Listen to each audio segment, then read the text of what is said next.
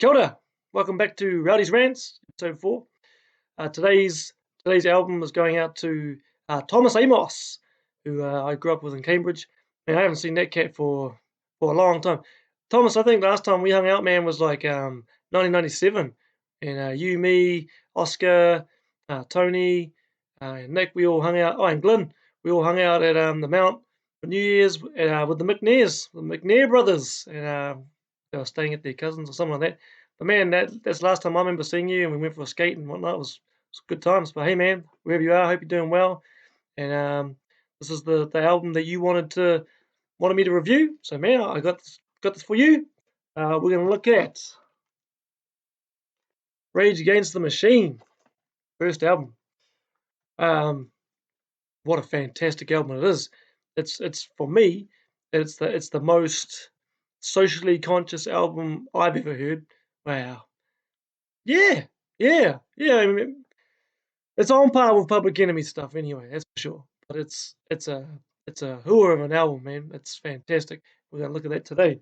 First time I ever heard this album, well, no, the first time I ever heard any songs off this album or ever heard of the band was on the X Attack.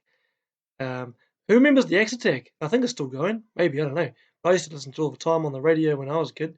And check me out being ambitious here. For those people who are listening who aren't from New Zealand and overseas, nobody. The X Attack was a radio station. Well, it's a part of a radio station, The Rock, and Paul Martin, whose band Devilskin's doing pretty well. He was the DJ, and he would do it. I'm pretty sure it was on Sunday nights, but he'd always introduce new music, new metal, or play metal, and it was like the only place you could really ever hear metal because nowhere else on the radio stations would have it. So yeah, X Attack was the first time I ever heard Rage Against the Machine, and the songs that Paul played was Bomb Track and Bullet in the Head. Bomb Track, what a fantastic song! Yeah, I remember going, man, who is this band? These guys are? It's hard to classify them. They're not metal, they're not rock, they're not rap. They're kind of all of that. And that was the cool thing about Rage is they brought out this new style. It was a style of all of their own. I mean, I don't know any other band that sounds like Rage, and they just came slamming in with all these different influences. Um, it was like punk rock, but it had Zach's hip hop styles in it. But it had slam and drum beats and Tom Morello's guitar styles in there. I mean, like no other guitarist sounds like Tom Morello. No other guitarist. Tom Morello's guitar styles. I mean, there's times where I'm like, how did he even do that? And you see him in videos, and you're like, yo, that's how he did that. That's wicked. I think somewhere in the album liner notes it says something like no synthesizers or keyboards or computers were used in the creation of these sounds, and it's true. Tom Morello, he just sometimes he'd pull out like different parts of the guitar and he'd be like whacking on the strings and he'd get the whammy bar cranking, and he's just an exceptional. He's next level. He's next level guitarist. No one sounds like Tom Morello. This album came out November 3rd, 1992. November 3rd. That's one day after my girl Jada's birthday. Um, she wasn't born in '92, but her birthday is 2nd of November. But yeah, unique sound. The cool thing about Zach's kind of approach to this album is it's like he's like doing a rap battle, but not against another MC. He's doing a rap battle against the whole world, against the governments and establishments. Man, he's got something to say. You can tell from reading the lyrics in this album that Zach De La Rocha, he he's read a lot and he knows a lot about the way the world works and what's going on. And I believe he was quite young when they did this first album. So I mean, he must have grown up, you know, really immersed in a lot of political science. And I've read a little bit about his upbringing, and his dad sounded pretty intense. He was like an artist, but he had a lot going on up here. Um, yeah, Zach's lyrics in this is amazing. I mean, I read them all the time. I've studied them with students, older students, like high school students and that. Some of the classes I've taken, sit down and go, guys, check this out. Never mind the rest of the stuff the school wants us to learn. Let's read these lyrics. These got things to say. Yeah, Tom's Cat style going with that. I mean, I think about all the nonsense, all the crap that high school wanted me to learn, and the classes I used to go to in high school, and the whole time I just wanted to read, the lyrics from my favorite albums, and I can remember very clearly while I was at high school reading the lyrics to the songs from Rage Against the Machine and saying, "Man, this album's got more to teach me and more to say than all the stuff at school." The school was waste of time.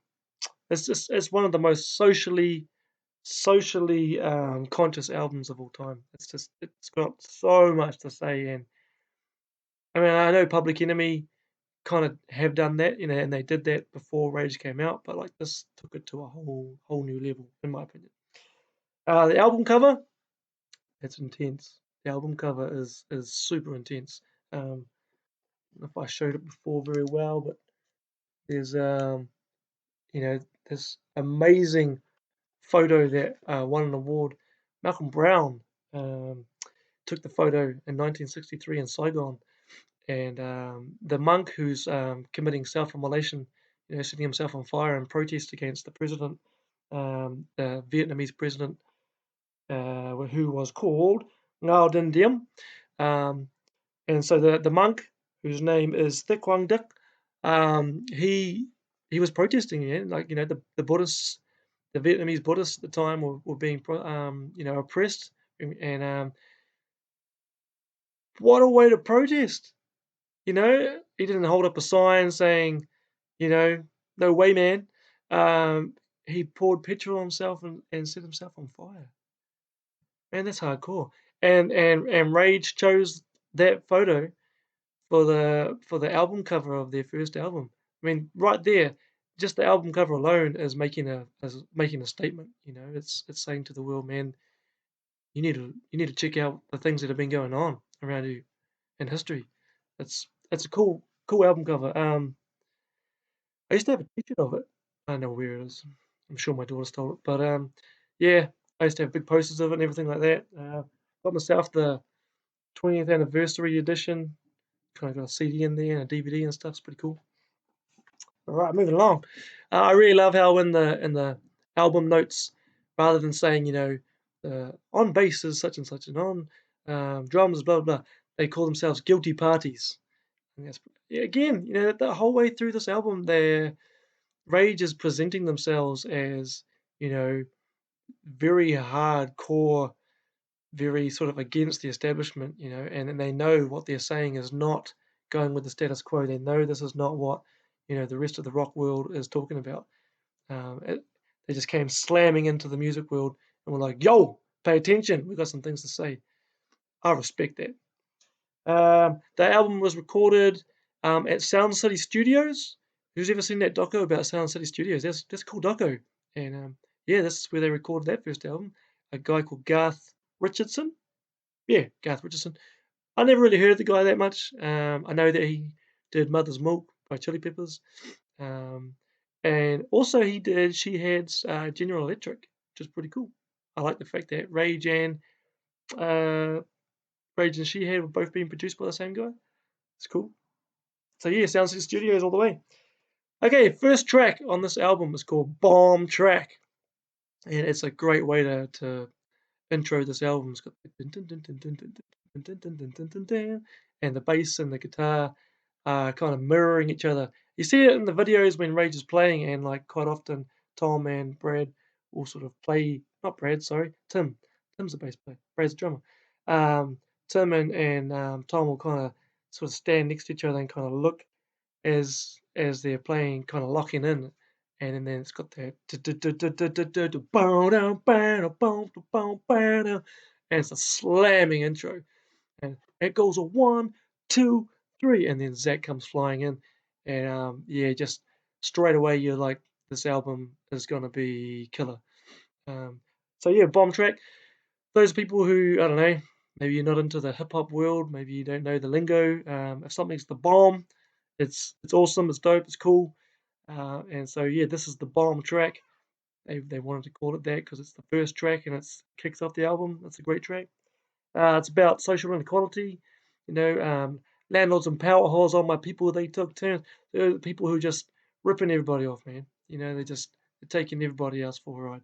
And yeah, burn, burn, yes, you're gonna burn. It's what a epic chorus. Just and the way he spits it out, burn, burn, yes, you're gonna burn. He's one of my favorite vocalists of all time. So good. The video for Bomb Track, it's got an interesting story, that one. It actually, the video for it didn't come out for a long time. Like, they made one quite early, but it wasn't released for a very long time, and it was just too political, even for Rage. The video clip it's all about the group from Peru. So it's a Peruvian communist group called Sendero Luminoso, which is, if my Spanish is good, it's translated to the Shining Path. And yeah, it's all about their struggle against the regime. But yeah, it's a cool video clip. Um, yeah, the single, like the CD single, the tape single, when Bomb Track came out, had a big ass picture of Che Guevara on it. Again, you know, Ray's going, yeah, these are the people that we idolize. These are the people that we think that we should be paying attention to. You know, not your um, Kim Kardashians and all that. I can't even remember who was like the pop icons in the 90s, people everyone looked at. I don't know. Probably someone from Beverly Hills 90210 or something like that. Cool. Next song is called Killing in the Name. This was definitely the song that launched Rage. You know, sort of got everybody paying attention to them. Um, and again, this song, it's quite interesting. Like, the lyrics aren't voluminous, you know, and they kind of repeat themselves quite a lot. But what they're saying is intense, you know. Some of those that were enforcers are the same that burn crosses. You know, police who had links to like the Ku Klux Klan and, you know, other sort of racist organizations, really calling them out, you know. Those who try to justify for wearing the badge and the cloaks of white. Yeah, it's a hard hitting song. And yeah, towards the end when it starts to have that kind of breakdown and escalation, and it's got you know, no thank you, I won't be doing what you told me. And it just boom, it's such a hard hitting song. Apparently the song became really, really famous because there was a DJ, UK DJ on BBC's Radio 1. What was his name? Bruno Brooks is the DJ's name, and he accidentally played the uncensored version on the radio station, and man, something like 138 people complained. This is terrible. You can't play this kind of thing on the radio. And but other people heard it and were like, "Yo, what is that?" And the rest is history. You know, Rage came flying into the charts, and they picked up a lot of speed and suddenly took over the world. It's cool. Right, after that track is Take the Power Back, which is one of my favorite tracks on the album. I guess purely because as a teacher, and as a teacher who doesn't like the education system, this song is all about taking the power back, you know, looking at institutions that have for years been kind of the power holders of knowledge. You know, this is what you will learn, this is what you shouldn't learn. These are the things that you should be learning, and this is the information that is important. This is the information we don't want you to know. Um, and I remember using a quote. Some of the lines from this song are used in an essay at university. I got marked down for it, whatever. But the quote was, "In the right light, study becomes insight, but the system that this does teaches us to read and write." And you know that really made sense to me because it's true. You know, like if you study and you research and you learn, I mean, you can fill your brain with some amazing stuff. But most of that's not at school. Most of the stuff we learn at school isn't helpful. It doesn't help us. That's my opinion, and I know it's shared by a lot of people. But yeah, take the power back. You know, it, it's really, really, especially the American education system, and which is messed up. And so Rage are hugely talking about that. Um, and school is a tool, I suppose, of thought control. You know, trying to keep the masses in line. You know, that kind of thing. I know it sounds far out and far fetched, but hey, man, think about your own schooling. You know, how much of it did you go, "Oh, that was really helpful"? How much of you like, "Oh, what a waste of time"? So yeah, it's great. There's a great line from there. It says, "The present curriculum, I put my fist in them. Eurocentric, every last one of them." It's true. I mean, like our especially in America, but also UK and New Zealand as well, we have a very Eurocentric perspective about what we should be learning. It's only just been in the last couple of years in schools that Te Reo Māori has actually been, promoted and encouraged and actually taken serious. Um, yeah, most of the history we learn is about, the British. Um, cool. Um, oh, and there's another really cool part in the song where it says, "Holes in our spirit, causing tears and fears, one-sided stories for years and years and years." And again, it's that whole thing, one-sided stories. It's we're only hearing one perspective in our schools. We're only looking at sort of one way of thinking. Um, yeah, I find it hard as a teacher. And at the end of the song, "No more lies, no more lies, take it back, yo." Again, let's do our own learning. I'm just grateful that I grew up in a house where mum was like, "Yeah, that's a pretty big opinion, boy. Where'd you get that information from? Yeah, go do some reading, do some research, man." She gave me some cool books to read and encouraged me to feed my brain. Thank you, mum. Miss you. The next song is called "Settle for Nothing."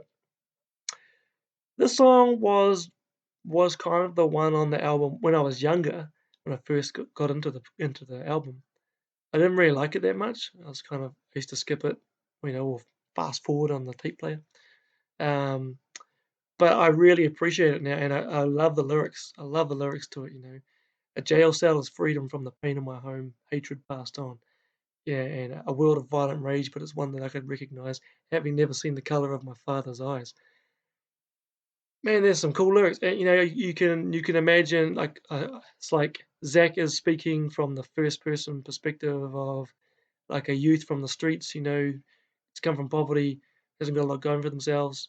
There's that part where it says, "I got myself a nine, a sign, a set, and now I got a name. A nine gun, a sign, whatever your gang sign is, Crips or whatever. A set, your set is who you roll with. And now I got a name." And I remember my mum saying to me when I was younger, you know, people join gangs because they want to belong to something, they want a family, and then maybe that's something that they were missing in their own home lives. And so I really appreciate that song now. Settle for Nothing has one of the most beautiful guitar solos in the world. It's quite a grimy song. It's kind of dusty and dirty, and then suddenly out of the blue appears this beautiful guitar solo. If you can't remember it, go and listen to that guitar solo. It's you're like, whoa! I could listen to that on repeat over and over and over. That's beautiful. All right, yeah, cool. Where am I at? I don't know. Feeling a little bit off today. Sorry about it. Next song is "Bullet in the Head," which is a cool song. Again, that's the second song I ever heard off this album on Axe Attack. And this song, I love the song. I love the metaphors that Zach uses in this. He's talking about the bullets. You know, in this song, he's talking about the mass media. He's talking about how governments use the media, especially television well, mostly television back in the day, but now the internet and social media, but how the government would use that as a bullet, as a weapon, to get into your head and to mess you up. Um, and it's true, the media, especially now, especially with Facebook and social media and all the things that people are on all the time. I mean, I've heard people say, "Oh, such and such and this and that, and I reckon this," and like, "Where'd you get the information from, man?" "Oh, I saw it on Facebook." Like, "Ah, okay, cool. So probably not the most reliable resource." But it's true. The amount of people who pay attention to the Kardashian family, man, I rip on them, don't I? Or just people in general who don't really have credentials or qualifications to actually be making really big statements, but for some reason, that's who a lot of people are paying attention to. And that is that mass media that has done that. Um, there's some great lyrics. I mean, I could talk about the lyrics for this song alone for the next hour. I won't. But, yeah, I'm gonna read a couple, okay? Um, this time the bullet called Rupture, a yellow ribbon instead of a swastika. So a yellow ribbon is, in the military, you wear your yellow ribbon to support the troops. And I know especially in the 90s that, American sort of media was really, really pushing that, these countries that we're going to invade and that we're going and attacking, we're not attacking them, we're liberating them, and we're fighting the good fight. And the media was really used to get people to believe that these wars were a righteous war. They were good things. It's rubbish. It's absolutely rubbish. It's just complete imperialism, in my opinion, and followed by a lot of people. So what's some other ones in there? Um, yeah, some media convinces us that the US is fighting this justified fight. Um, I wrote down a couple of the lyrics on here because I didn't want to forget them. But nothing proper about your propaganda. Fools follow rules when the set commands you. That's cool. Nothing proper about your propaganda when your set commands you. So your set, your television set, man, it's controlling your mind. Turn it off. Stop watching so much bullcrap. Rage is really, really pointing out this metaphor about mind control and what's going on through the media, through TV. Cellular phone sounding our death tone. Corporation called turn you to stone before you realize, man, this guy, yeah, he's a poet. He's an absolute poet. If you can't remember the lyrics to the song, if you don't read the rest of the album, go and read the lyrics to the song. They're fantastic. Um, I could just talk about this song all day long. I gotta move on. I gotta move on. Okay. Um, Victims of the in-house drive-by. They say jump. We say how high. The in-house drive-by. You're in home. You're at home. You're sitting in front of your TV, and they're just driving by, pumping bullets into your head. They say jump, and you say how high. That's what we do. They say go buy this because it's cool. Michael Jordan wears Nikes. Go buy them. We're like, oh, you better go buy some Nikes then. Okay. Um, I know a lot of kids I teach are very much that's how they think. At the moment they were talking about, oh, yo, that's so Gucci. What do you mean? Oh, Gucci's cool. They're not old enough to buy Gucci. They haven't got enough money to buy that stuff. It's what they see. It's what they see in YouTube. It's what they see famous people talking about. It's so impressionable. Um, oh, and there's a part in the song where he says check it out, and you just think, okay, he's just rhyming, but he's very, very clever in the way he does that. Chicka chicka, check it out. The chicka chicka part. So the chicka is a reference to a Russian, um, I wouldn't say a mob, but like a kind of political, I don't know, maybe mobsters, but Vladimir Lenin. He had the chika, and the chika used to go and roll people. Like you don't support our party, you don't believe in things we believe in, you're against us. Boom, and just take him out. Zach's really clever. Just the way he kind of drops those little gems in there. All right. Oh yeah, and then towards the end of the song, he's like, um, you know, do as we do as we're told. Standing in line, believing the lies. You're bowing down to the flag. You got a bullet in the head, and he just repeats that. You got a bullet in the head, and yeah, he's right, man. TV ain't good for us. No escape from the mass mind rape. Play it again, Jack, and then rewind the tape, and then play it again and again and again until your mind is locked in. Far out. It's that repetition that we're constantly being bombarded with the stuff. I'm gonna start talking about that song now. Okay. The next song is called "Know Your Enemy." This song is fantastic. It's beginning of side two. If you've got the tape or the vinyl, and again, you know, it's the band saying, "Look around you."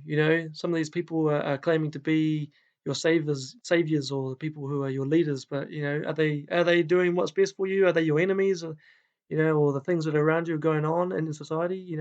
Know what you're fighting against. Know what you should be paying attention to. Um, in the kind of breakdown in the song, I got no patience now. That's Maynard, man. Maynard from Tool. He was good friends with Rage, probably still is.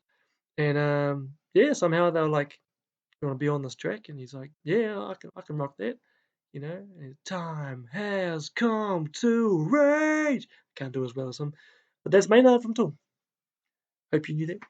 All right, next song is my favorite song on the album, "Wake Up." And this again, just like Bullet in the Head, this song has got some fantastic lyrics. I studied these lyrics for forever, and I read them all the time, and it's poetry, man. The reason that the song is my favorite on the track is, one, it's a slamming song. It's got some great grooves. It's got some great bass lines going on there. The lyrics are absolutely phenomenal. And it's all about wake up. Wake up, see what's going on around you. Don't be blind to what's really going on in the world. Um, being woke. I hate that saying, but and my mum made sure I was woke when I was young. She gave me lots of Noam Chomsky and stuff like that to read. And man, has anybody seen Noam Chomsky recently? I saw him do a talk about COVID-19, and man, he's looking old. I'm a bit worried for the brother because, man, he's my hero. Noam Chomsky's my hero. And he looks pretty old. He's 92, pretty sure. And man, I'm worried about that dude because he gets this. This is ass. But yeah. So and Wake Up, there's lots of great rhymes. Hoover, he was a body remover. Hoover, J. Edgar Hoover, man. That dude was the head of the FBI, and he was a bad dude. He was a real bad dude, especially in the '60s. Like, he basically got given free rein. Anything that seemed to be anti-establishment or anti-war, because the Vietnam War was going on. You know, his orders were find it, neutralize it, shut it down. You know, and man, you can read some pretty hectic stuff about what he did. He initiated a program called COINTELPRO, counterintelligence program, and it was brutal. It was pretty brutal. Um, yeah, movements come and movements go. Leaders speak. Leaders move when their heads are flown. That's true. The leaders come. Martin Luther King, Malcolm X. These people came and they spoke the good words, and they rallied the people. And what happened? Boom, taken out. Sucks, man. And a lot of people try to say, "Oh, was this guy or that guy?" Who knows for sure? But I wouldn't put it past particular governments to be doing that kind of thing. There's another part that said, they murdered X and try to blame it on Islam. Yeah, it's very possible that X wasn't murdered by the Nation of Islam. Malcolm X, man. Yeah, I mean, when you look at the assassinations that were going on at the time, Fred Hampton, that's not a disputed one. The FBI killed Fred. They assassinated Fred Hampton. They killed him. Martin Luther King and Malcolm X, they were assassinated. Maybe by people higher up. I don't know. I'm not going to get into the conspiracy theories and stuff, but yeah, they're talking about those cats in these songs. Um, oh yeah, then they turned the power to the have-nots, and then came that shot. The have-nots. That's the people without the power. The low run. Karl Marx and his Communist Manifesto. I don't get into communism. Just putting out there. I just read a little bit about it. But Karl Marx, he talks about the have-nots, and I imagine that's a reference to him. Several federal men who pull schemes on the dream and put it to an end. That's such a cool line. Pull schemes on the dream. Martin Luther King's dream. They put it to an end. It's true. You better beware of was it? You better beware of retribution and one war. 2020 visions with murals of metaphors. I love the song. It's just the way that Zach just flows the lyrics too. He's that hip hop influence is so there, and he just flows off the tongue. Um, and then in the breakdown of the song, kind of has that breakdown, and Zach starts saying some stuff. And what he's actually doing is he's reading a part from COINTELPRO, from the counterintelligence program. He's reading a section of it. And go back and read it. It's real interesting, and neutralize them. Um, and at the very end of the song, he says, "How long? Not long." And that's a direct quote from Martin Luther King's speech. Martin Luther King said that. Yeah, you can see who the people are that inspired Rage Against the Machine. You can see the people that they believed in or listened to or wanted to represent on this album. Okay, after Wake Up is a song called Fistful of Steel. It's a cool song. I don't dig this one as much as I used to. When I was younger, I used to really smash to it, but I don't know. I tend to kind of stop paying attention when the song plays now. Sorry. But yeah, Fistful of Steel, having that microphone, got a fistful of steel. And I believe, from what I've read, I could be wrong, but it feels like in the song, Rage is saying, yeah, we are a heavy group. We are, we're very political. We're very, very aggressive. But rather than, getting a gun and going out and shooting a whole bunch of people to get their message across, he's got his pistol, he's got the microphone. He uses his words and the music and the lyrics as their weapon. That's where that's their weapon of choice to fight against the establishment. That's my perspective. I don't know. If you got a different one, leave a comment. Um, all right. Next song is called Township Rebellion. That's a cool song. It's got like cool cowbells parts into it, and it's got like there's a part where it even sounds like a didgeridoo or something. I don't know. I have to go back and have a look at what some of the notes in this to see how Tom Morello achieved a lot of those sounds. But yeah, it's cool. Um, yeah, I basically believe that the song is a call to anyone listening to the album that you got to rebel. You got to rebel against these forces or these systems or these institutions that are causing injustice, inequality, spreading racism, spreading hate, um, spreading inequality, and just really fight against them. Why stand on a silent platform? Don't be silent about it. Don't just sit there and just go, oh, guess I can't do anything. Get up there and then speak, fight the war, the norm. The norm. Who wants to be part of the normal status quo? Apparently, a lot of people. Otherwise, it wouldn't be the norm. But yeah, they're very much saying, hey, don't be a sheep, don't be a follower. Get up there and speak your mind and rebel against the system. I could dig that. I really dig that, especially as a school teacher. I really dig that. I'm not your average traditional teacher, it would seem. Okay. Oh yeah, and there's a part at the end of Township Rebellion where they like shackle the mind when you're bent on the cross. When ignorance reigns, life is lost. Um, from my perspective, I think that could be a bit of a sting against religion. Shackle your mind when you're bent on the cross. Maybe like a lot of religious parties or a lot of religious groups tend to control the way people think. I'm not knocking religion per se. I'm just chucking it out there. Um, yeah, and when ignorance reigns, life is lost. That's true. That's true in every aspect.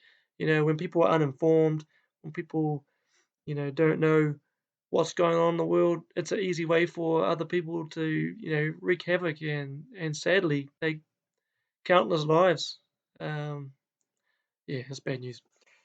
All right, the last song on the track is called Freedom, and yeah, it's deep, man. Freedom, and I believe it's a very overall kind of philosophy, freedom for everybody. But there are a lot of things in the song where they're talking about um, the American Indian movement. We call them Native Americans, but and the actual group is called the American Indian Movement, the AIM.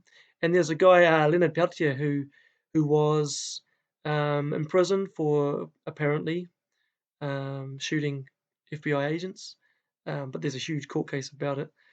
And the video for Freedom is a whole bunch of information that kind of appears under the video, which has a lot of information about that case, Leonard Peltier, and yeah, man, some pretty ruthless stuff that's going on. I mean, the part in the song where he's like, "Freedom, yeah, right," and he's really looking at, okay, so the Native Americans have been freed. Have they? I've been to the States 4 times and I ain't ever met a Native American. Not once. And it's not a part of their culture, that's for sure. The regular everyday American culture, you don't see no Native Americans in there. You don't see any of their styles in there. Yeah, freedom. Nah. And yeah, there's a part where he says, for example, what does the billboard say? Turn away, forget about the movement. Big time. Again, it's that whole thing of the establishment, the powers that be are very much trying to give us these distractions so that we don't pay attention to what's really going on. You know, Forget about the movement, come and play. Xbox, all these things that are going on that we've got at our fingertips to distract us from the real things. And we have been distracted. But I just love the end of the song. and it just has that roll. Freedom, yeah, right. And it just builds up and builds up. What I don't like about the ending of the song, the ending of the album, is there's this bizarre, I don't know, like lots of feedback and distortion and like guitar amps kind of being left to feedback and stuff. And it's, I don't know, maybe some people really dig that. Maybe they think it's really punk rock. I don't know. I just kind of found it really annoying. Sorry. It's kind of like you're in the middle of like a, like a really nice meal. You got your steak and you got your nice drink of, if you drink wine or in my case, Bundaberg ginger beer, and you're sitting down ready to have this amazing meal, and you cut the steak up and you smelt it, and it's really, really nice. And one of the kids comes and goes, "Dad, can I go on the PlayStation?" Ruins it. Ruins the whole experience for you. Yeah, that's how I feel about it. Anyway, that's Rage Against the Machine's first album. Uh, Whoa, what a masterpiece! And every album they did after that's cool too. But come on, that first one, really, really, boom, grabbed you, and there's never been anything like it again. There was nothing like it to start with. It's a unique, different masterpiece, man. Absolute masterpiece. Thomas Amos, hope you dug that, bro. Wherever you are, man, be safe. Hope you're still skating. And everybody else out there, if you like what I'm doing and you like my shows and whatnot, share them around. That'd be cool. I'd be pretty stoked to see, you know, people viewing them from people I don't know, people from around the world. Maybe that'd be kind of cool. So yeah, feel free to share. And everybody, just peace, take care, stay COVID safe, and one love, y'all.